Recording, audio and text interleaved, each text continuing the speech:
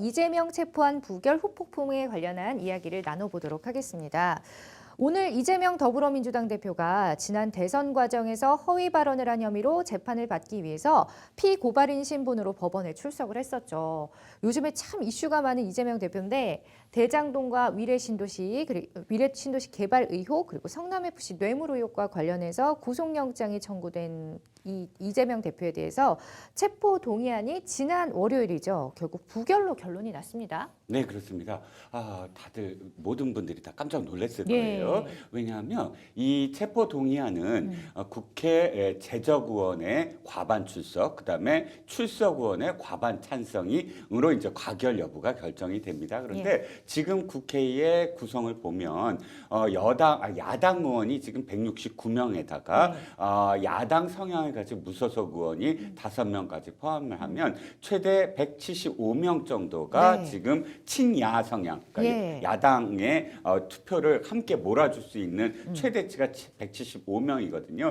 그래서 현재 199명이 제적의원인데 2명이 출석을 하지 않아서 197명이 전원 출석을 했어요. 197명의 과반을 따져보면 149명이 찬성을 했을 때 이제 가결인데 아까 말씀드렸듯이 지금 175명, 최대 175명이 친야 성향이기 때문에 충분히 부결될 것이다 라고 전망을 했습니다. 그런데 결과적으로는 이게 지금 거꾸로 말씀을 드렸나요?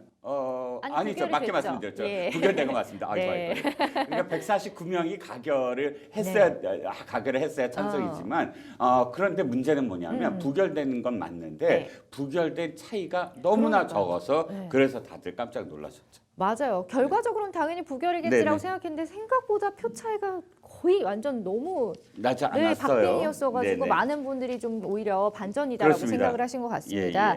자, 이재명 대표의 체포동의안 표결 직전에 한동훈 법무부 장관이 체포동의안 가결 필요성을 설명했었죠. 네, 그렇습니다. 이제 그날의 하이라이트는 사실 전부 다 부결될 것이다라고 이제 짐작을 했기 때문에 더 하이라이트라고 생각한 게 한동훈 법무부 장관의 체포동의안 관련된 설명하는 것, 그 다음에 바로 이어서 당사자인 이재명 당대표의 신상 발언, 이 두 사람의 지금 이 발언이 이제 하이라이트다.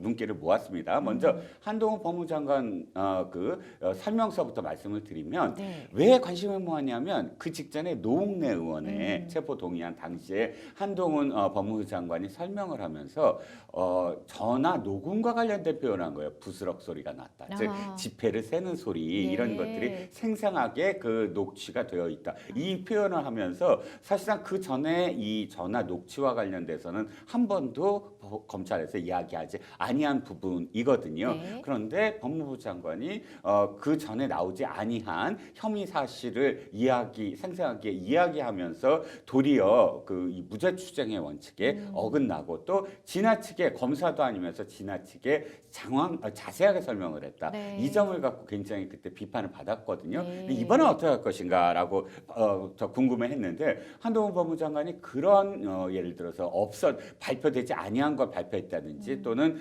굉장히 자세하게 묘사했다든지 이런 표현은 없었어요. 다만 표현을 국민들의 눈높이에서 표현을 했다. 이렇게 좀 평가를 받을 정도로 쉽게 이 상황에 대해서 이 혐의에 대해서 이야기를 했습니다. 간단하게 저도 그 표현을 좀 빌려보면 이겁니다. 휴대폰 영업 사원이 100만 원짜리 휴대폰을 주인 몰래 자기가 알고 있는 자기가 짜고 어떤 사람에게 10만 원에 줬다고 했을 때 10만 원에 팔았다고 했을 때 당연히 주인의 입장에서는 90만 원의 손해를 본 건데 주인에게 10만 원을 벌어왔다라고 이야기한 거나 마찬가지다. 그러니까 지금까지 대장동 수익과 관련해서 이재명 당대표가 이야기했던 것을 좀 비틀어서 사실은 설명을 한 거죠. 이재명 당대표는 아니 지금 5천억 원을 넘는 그런 수익을 갖고 오지 않았느냐라고 이야기했는데 그렇지 않고 7천억 원이 넘는 그런 그 수익을 시민들에게 환수해야 되는데 1,830여 원밖에 돌려주지 않았다. 이 지금 표현을 그렇게 휴대폰으로 비유를 했고요.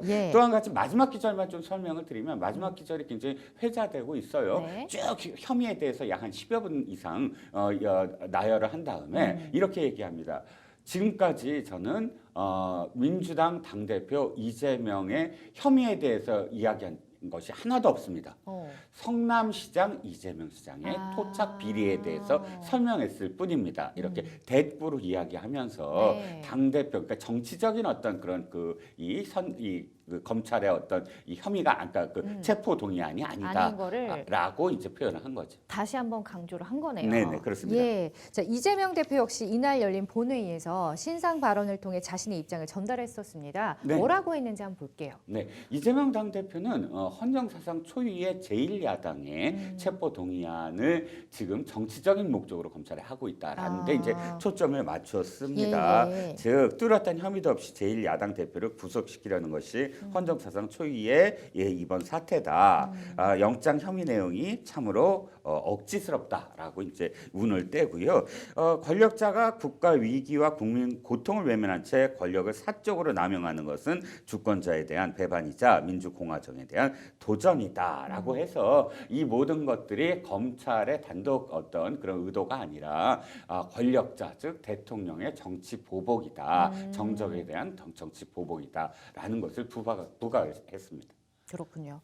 자, 어쨌든 저희가 뭐 결과에 대해서 되게 의아하다고 아까 말씀드렸잖아요. 네네네. 찬성 139표, 반대가 138표, 진짜 한 표 차이였어요. 네네. 자, 어쨌든 부결로 최종 결론이 났는데 네. 무효표 때문에 개표가 지연되기도 했었습니다. 네, 그 생방송을 보신 분들은 의아해하셨을 거예요. 네. 뭐냐면 당시에 이제 앵커들도 그러니까 그 뉴스 시간에 생방송을 했는데 앵커들도 그 당시 상황을 직접적으로 알지는 못하기 때문에 어떤 상황인지 되게 궁금해했고 그러니까 시청자들도 되게 궁금할 수밖에 그렇죠. 없었어요. 검표 요원들이 국회의장석 앞에서 검표를 하는데 1시간 반 동안을 실랑이를 벌였습니다. 결국 나중에 알아보니까 딱 두 표의 이견이 있었던 거예요. 네. 두 표가 어떤 표냐면 이번 선거는 무기명 투표입니다. 무기명 투표인데 무기명 투표를 두 가지 방식으로 할 수 있어요. 국회의원들은 하나는 전자 기기, 네. 즉 이게 그 가냐 부냐, 뭐 초록색이냐 빨간색이냐 버튼이 있어요. 네. 자기 자리에 그 버튼을 누르거나 또는 자신이 기권할 사람은 안 누르면 돼요. 이 세 가지 형태가 있습니다. 예. 그런데 이번에는 기명을 하기로 했어요. 그러니까 실제로 쓰기로 자기 이름을 쓰는 것이 아니라 예. 이를테면 한글로 가 아니면 부, 찬성하면 가, 반대하면 부, 아니면 한자로 더할 가자와 아니 불자, 입구자 있는 이렇게 두 가지 중에 한 가지를 쓰기로 했습니다. 네네. 그리고 이것은 국회의원들에게 다시 한번 주지를 시켜요. 입장하기 전에. 그런데 문제는 그 두 표가 부자도 아닌 것이 무자도 아닌 것이 우자도 아닌 것이 미음 비읍 이것이 굉장히 애매하게 애매하다고? 이응 미음 비읍으로 확연하게 어느 쪽이라고 이야기하지 못하는 그런 글귀로 써져 있었던 거예요. 그러니까 지금 여당 의원들은 이게 무효다. 무효다. 왜냐하면 무효라는 건 가나 부라고 썼더라도 점 하나만 찍어도 무효가 돼요. 네네. 거기. 그러니까 이건 지금 전혀 인식을 할 수 없는 글자니까 이 논쟁이 있는 것 자체가 사실은 무효다. 네. 무효라는 걸 입증을 한다라는 것이고 당시에 야당, 그러니까 민주당 의원들은 이건 부다. 네. 부에 가깝다. 이 비읍자에 가깝다. 왜냐하면 또 민주당 입장에서는 이렇게 139대 138 원래 네. 두 표 다 무효면 137이 되거든요. 네네. 그러면 이렇게 두 표 차이라도 부결이라도 가결이 이렇게 많았다라고 반박을 당할 수가 있으니까 가급적이면 두 표 다 무효표로 해서 139대 139로 끝나기를 바랬던 거지요. 정치적인 어떤 이유가 양쪽 다 있었던 겁니다. 예. 어쨌든 이것을 해결을 김진표 국회의장이 해결을 했습니다. 이걸 한 장은 무효표, 한 장은 부표 해갖고 이렇게 나눠서 139대 138이 됐습니다. 아니 간단하게 눌러서 하면 되지 왜 그렇게 했을까 싶기도 해요. 네네. 네. 여당 쪽에서는 눌러서 하자. 네. 왜냐하면 노웅래 의원 경우가 눌러서 했거든요. 그냥 네네. 눌러서 했거든요. 그런데 지금 야당, 그러니까 민주당 의원들이 그러니까 기표를 하기로 실제로 쓰기로 주장을 했다고 합니다. 네. 알고 보면 혹시나 이렇게 점이라도 하나 해갖고 가표를 줄이려고 했던 게 아니냐. 이런 후문입니다. 그렇군요. 네. 자, 아슬아슬하게 어쨌든 체포동의안이 부결로 처리가 됐는데 후폭풍은 계속 일고 있습니다. 특히 민주당 의원은 전원인 169명의 참여에도 부결표가 138표에 그쳐서 논란이 됐었는데 정황상 민주당 내에서 30여 표에 30여 표 정도가 이탈표가 발생한 거잖아요. 그렇게 봐도 무방한가요? 네, 그렇습니다. 이제 네. 31냐, 38이냐라는 건 이제 이 뺄셈을 어떻게 하느냐에 달려 있습니다. 네. 지금 전체적으로 봤을 때 131표라고 표현되는 건 뭐냐면 네. 순수하게 민주당 의원들만 따졌을 때 169명입니다. 그러면 여기에 지금 부라고 던진 네. 138을 한번 빼보죠. 그러면 31표가 남거든요. 그러면 169명 중에 다 빼도 31명은 최소한 지금 가를 누른 거 아니냐 네. 또는 기권을 하거나 무효를 한 게 아니냐. 그래서 이제 31하고 또 뭐 38이라는 건 전체적으로 지금 121명이 저깁니다. 네. 뭐죠? 야당 쪽. 그러니까 야당이 지금 114석이에요. 거기다가 플러스해서 정의당이 지금 전부 다 찬성을 하기로 했어요. 그럼 뭐 6명 더하고 1명 더 시대전환 조정환 의원까지 더하면 121명이거든요. 그럼 네. 121명을 계산을 했을 때 전체를 해갖고 139에 121을 빼고 여기다가 11을 다 더하면 38이 되거든요. 그러면 이렇게 계산하면 또 38까지 최대 38까지 반란표가 있었다라고 네. 계산도 돼요. 그래서 31에서 38까지 이렇게 뭐 정확하게 알 수가 없으니까 왜냐면 무기면 비밀 투표니까요. 그렇죠. 그렇게 해서 최소 30명 이상은 최대 38명까지는 민주당 내에서 네. 반란을 일으켰다라고 지금 계산을 하고 있는 거죠. 그러니까요. 그 체포 동의안을 부결시켜야 한다는데 총의를 모은 이후에 있었던 일이기 때문에 더욱더 이제 충격적인 그 당내가 굉장히 어수선할 것 같아요. 어쨌든 부결은 됐지만. 네. 당연히 그렇죠. 예. 왜냐하면 당일날 아침까지 음. 당 지도부는 전부 다 170이 넘을 거라고 그랬어요.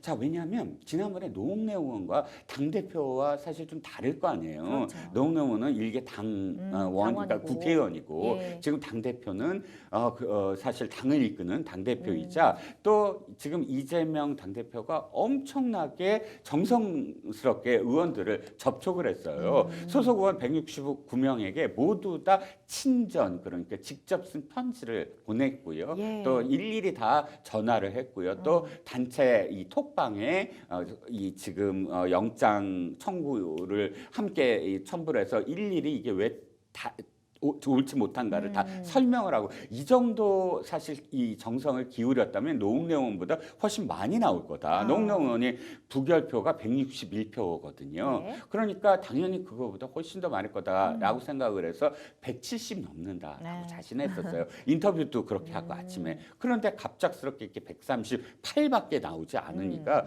거의 당 지도부가 가장 큰 충격을 받았을 그랬을 것 거네요. 같고요. 네. 또 더군다나 의원총회에서 물론 의원총회에서 당론으로 결정하진 않았습니다. 하지만 의원총회에서 총의를 모았다라고 얘기한 건 단 2명 전재수 의원과 서른 의원 2명만 발언을 했고요. 2명 다 특히 이제 서른 의원, 비명계 서른 의원이 이거 우리 부결로 합시다라고 분위기를 몰아가서 이게 박홍근 원내대표가 의총 끝나자마자 우리 총의를 다 모았다라고 자신을 할 정도로 그런 분위기였기 때문에 네. 더군다나 배반감을 느꼈다고 지금 얘기하고 있죠. 그러니까요. 네. 사실 뭐 민주당이 친명계와 비명계로 갈릴 만큼 이탈표에 대한 설왕설래 계속되고 있고 막 지금 뭐 추적하니 뭐니 막 그런 얘기도 나오고 있다고 하는데 왜 이런 결과가 나왔다고 보시나요? 가장 중요한 건 여론이었어요. 제가 보기에는 즉 이 결과는 당 지도부를 중심으로 해서 너무 자만하고 오만했다라고 지금 표현을 해요. 네. 우리 110석 넘을 거야라고 이제 다 언론에 이렇게 이야기하고 다녔잖아요. 네. 하지만 그런데 그 직후까지 그 직전까지 어떤 여러 가지 징후가 있었다. 자, 첫 번째는 여론이에요. 여론 조사를 하잖아요. 예. 그러면 구체적인 제가 수치는 말씀을 못 드리겠지만 여론 조사 여론조사의 어떤 분위기가 어떻게 흘렀냐면 이 민주당의 당 지지율이 계속 떨어지는 추세였어요. 한 3주 정도 내리 계속 떨어지고 있었어요. 그게 국민의힘과 격차가 점점 벌어지고 있거든요. 오늘 뭐 아침에 나온 여론조사 역시 더 벌어졌다. 뭐 이렇게 네. 지금 표현되고 있어요. 그것이 뭐냐면 민주당이 지금 이슈로 쟁점을 이끌어내서 주도하지 못하고 있다는 거예요. 상대적으로 봤을 때 지금 그러니까 정부 여당 입장에서 굉장히 불리한 그런 뉴스가 되게 많았어요. 정순신 국가수사본부장의 그렇죠. 아들 폭력 문제. 이건 진짜 굉장히 정말 불리한 그렇죠. 그런 그 이슈거든요. 예. 그런데 그런 이슈들이 계속 있는데도 불구하고 당 지지율이 떨어지고 있다라고 한다면 이유는 바로 이재명 당대표의 이 사법 리스크가 당에 대한 지지율을 떨어뜨리는 요인이다라고 언론에서 계속 분석하고 있었고요. 그럼에도 불구하고 사실 거기에 대해서 이 빨간등이라고 인식하지 아니한 점 이런 점들이 사실상 이 뜻밖이다, 놀랬다라고 지금 표현이 되는 상황이 아닌가 싶고요. 그렇군요.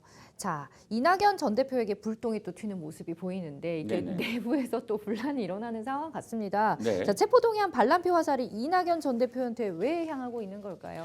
지금 그 강성 지지자들 특히나 이제 이재명 당대표를 지지하는 강성 지지자들 입장에서는 이제 말할 수 있다. 이제는 말할 수 있다 이거예요. 떳떳하게 말하자. 뭘 말하자는 네. 거냐? 즉 바로 당에서 이 대장동과 관련된 의혹을 제일 먼저 지금 의혹 제기를 한 게 당시 경선 때였거든요. 이 민주당의 대통령 후보를 누가 하느냐를 놓고 이낙연 후보와 이재명 후보가 팽팽하게 맞섰을 때 이낙연 후보 측에서 제일 먼저 이 대장동 의혹에 관련돼서 해명하세요라고 문제 제기를 했거든요. 네. 그래서 이렇게 대장동과 관련해서 이낙연 후보가 당시 전 대표가 문제 제기를 했다. 그리고 이재명 후보가 0.7% 차이로 떨어지게 만든 결정적인 그런 그 당사자이다. 그리고 지금은 미국에 가 있지만 뒤에서 배후 조종한 게 아니냐 이 전체적인 이 반대를 그래서 지금 이재명 대표를 이렇게 만든 건 처음과 끝 모두 이낙연 전 대표다라고 지금 공격을 하고 있고 심지어는 일부 포스터 그러니까 밈이라고 하잖아요. 네. 이렇게 돌고 있는 SNS에서 돌고 있는 그런 그 밈을 보면 문재인 대통령 부부한테까지 이제 화살을 돌려서 문 대통령 부부도 배반 일조했다고? 역정이다 뭐 이런 식의 좀 입에 담을 수 없는 그런 표현까지 지금 나오고 있습니다. 그렇군요. 자, 이런 상황을 놓고 국민의힘의 반응은 어떤지도 궁금합니다. 물론 국민의힘은 이겁니다. 뭐 표정 관리는 하고 있겠죠. 그런데 지금 논평은 제일 먼저 논평은 뭐냐면 이건 국민들 그러니까 이 헌정사상 참 안타까운 그리고 최악의 어떤 상황이다. 이미 국민들도 그렇고 또 여론도 그렇고 언론도 그렇고 이재명 당대표가 스스로 나서서 영장실질심사를 받으면 될 일을 당을 끌어들여서 마치 개미지옥 같은 그런 그 상황으로 만든 것 그것을 또 그대로 당이 받아들이고 또 강성 지지층에 의해서 휘둘리고 있는 모습은 안타깝게도 정당의 민주정당의 모습이 아니다라는 내용의 논평을 계속 내고 있습니다. 그렇군요. 어쨌든 뭐 민주당 내에 무더기 이탈표로 상처난 이 대표의 이제 이 리더십을 보고 여당 야당 할 것 없이 지금 정치권에는 묘한 긴장감이 감돌고 있는 상황입니다. 이제 초침은 좀 총선으로 맞춰진 것으로 보여지는데 네. 내년에 총선을 앞두고 네. 민주당 내부가 경량에 휩싸일 것이란 또 전망이 나오고 있다면서요. 네, 그렇습니다. 지금 뭐 앵커께서도 아까도 말씀드렸지만 뭐 개딸이라고 표현되는 네. 그 지지자들이 색출 뭐 이렇게 그런 예. 움직임을 보이고 있어요. 그래서 네. 전 의원들에게 지금 가표 넣었냐, 부표 넣었냐라고 이제 다 보내고 있고 또 특히 비명계를 중심으로 해서 비명계 의원들에게 공격적인 문자를 보내고 있거든요. 그런데 지금 당의 일각에서는 당원을 바꿔서 이 공천과 관련돼서는 언제나 당무 평가라는 걸 해요. 즉 네. 현역 의원을 물갈이를 하잖아요. 네. 보통 한 30%에서 많게는 40% 정도의 현역들을 물갈이하고 새로운 신인들을 넣습니다.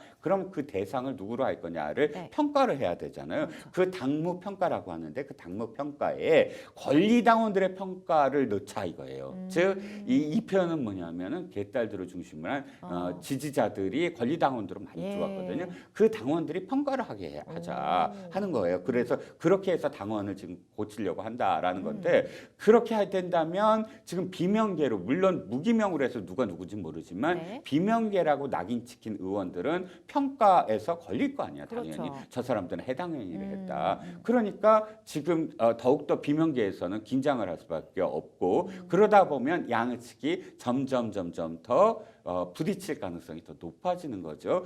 공천을 앞두고 사실 언제나 어느 정당이나 사실은 내부에 갈등이 있지만 이번 갈등은 이번 이 부표, 가표, 부표에 지금 그 부결된 그런 그 차이를 두고 이제 시작이 됐다. 공천 갈등이 이제 벌써부터 시작이 됐다라고 지금 표현되고 있습니다. 여러모로 지금 상황이 굉장히 좋지 않습니다. 네, 그렇습니다. 예, 이런 가운데 검찰의 쪼개기 영장 청구 가능성도 거론이 되고 있다고 하는데 어떻게 전망하시나요? 네, 이건 뭐 사실 예견됐죠. 네. 예견됐죠. 왜냐하면 아직 수사가 마무리되지 않은 것들, 이를테면 백형동과 관련된 그리고 새로 불거진 게 이제 정자동의 힐튼 호텔 관련된 특혜 의혹, 여기에 쌍방울과 관련된 대북 송금 문제 이 세 가지와 관련돼서 이것을 세 가지를 따로 하지는 않겠죠. 한번 예. 이걸 다시 묶어서 한 번 더 체포 동의안을 청구할 가능성이 높아 보입니다.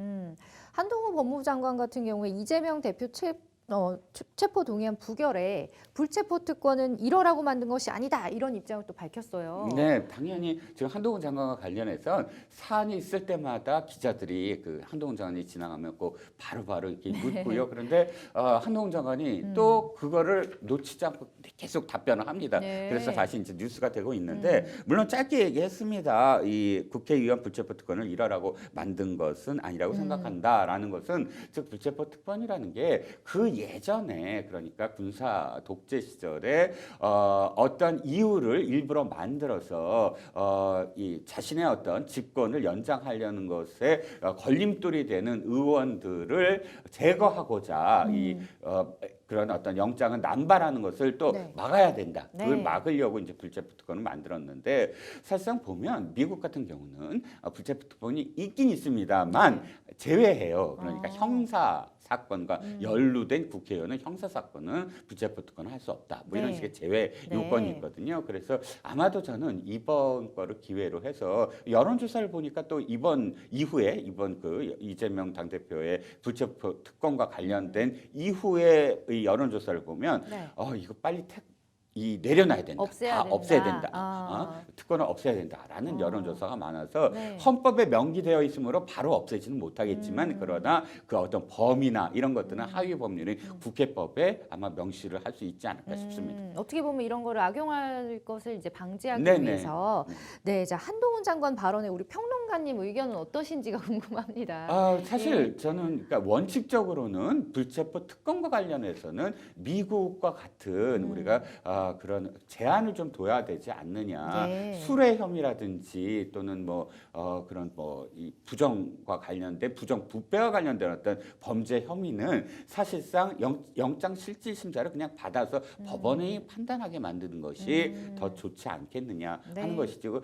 정치범이라고 표현되는 어떤 예. 사상과 이념과 이런 부분과 관련돼서 만약에 검찰이 부른다 공안과 관련돼서 그거는 저는 불체포 특권이 있어야 되지만 네. 왜냐하면 사상의 측면이니까 예. 하지만 수뢰 혐의는 직접 법원의 판단으로 가야 된다라는 생각입니다. 그래야 좀 더 공정하지 네네. 않을까요? 네, 네. 그렇습니다. 자 이재명 대표는 체포 동의안 표결 후폭풍에도 전혀 아랑곳하지 않는 등 민생 행보에 주력을 하고 있는 상황입니다. 네, 그 예. 다음날 바로 이제 그 민생 행보를 보였죠. 학교 급식 노동자의 폐암 진단과 관련돼서 급식 노동자와 관련된 초등학교를 찾았고요. 기자들이 계속 묻는 거에 답변을 회피했습니다. 사실 이 뉴스보다 더 좀 핫한 가장 최근의 뉴스를 말씀을 드리면 CBS 논설위원 실장을 인터뷰를 했어요. 실장이 네. 직접 이재명 대표와 인터뷰를 했는데 유의미한 어떤 답변들이 뭐냐면 옥중 공천도 불사하겠다. 어. 다음번에 영장실질심사가 나와도 가지 않겠다. 아. 즉 계속 부결을 지금 당하려고 아. 하고 만약에 정말 재판에 들어가서 내가 지금 그 재판정에서 법정 구속이 당하더라도 뭐 감옥에 가더라도 네. 계속 나는 당대표직을 수행하겠다라는 아. 식의 어떤 그런 발언을 해서 그러니까 네. 그런 인터뷰가 지금 나왔기 때문에 지금 이 내용은 대표의 어떤 의지가 나왔기 때문에 내용은 그러네요. 더 지속될 것으로 보입니다. 어쨌든 끝까지 가보겠다라는 네, 뭐 결의 있는 인터뷰를 하신 것 같은데 네네. 자 체포동의안 부결 여진이 계속 이어지고 있습니다. 앞으로 국회 분위기는 어떻게 흘러갈 것으로 전망되나요? 그럼 일단 국회 분위기보다 이 정당 먼저 말씀을 드리면 민주당 분위기는 사실상의 심리적인 분당이라고 좀 표현될 수가 있겠어요. 왜냐하면 비명계 입장에서도 비명계가 사실 단일 그런 어떤 그 집단은 아니거든요. 그 안을 들여다보면 뭐 각 민주주의 4.0도 있고 부엉이 모임도 있고 민주당의 길이라는 모임도 있고 여러 가지가 섞여 있긴 하지만 네. 이번에 30명이 넘는 그런 의원들의 뜻이 표출이 됐기 때문에 네. 그 전엔 두려웠지만 지금 좀 두려움이 가셨을 거예요. 왜냐하면 그 사람들이 다 뜻이 이렇구나라는 걸 서로 공유할 확인을 했으니까. 네. 그래서 더군다나 또 강성 지지자들이 더 이렇게 그 맹공을 퍼부을수록 사실은 비판적인 여론이 더 형성이 될 수도 있거든요. 그래서 비명계가 점점 뭉칠 가능성 그리고 친명계는 친명계대로 그 안에 비례대표라든지 또 당협 위원장이라든지 이렇게 새로운 어떤 도전을 하거나 지역구를 얻어야 되는 사람들일수록 네. 비명계를 더 비난을 할 수밖에 없거든요. 그 자리를 다 승계를 해야 되기 때문에 네. 이러면 점점 더 공방이 더 벌어질 것 같고요. 뭐 이런 만약 더 벌어진다면 벌어질수록 지금 내년 총선 그러니까 총선 국면으로 빨리 접어들 거다라는 겁니다. 그렇군요. 자 전망까지 잘 들어봤습니다.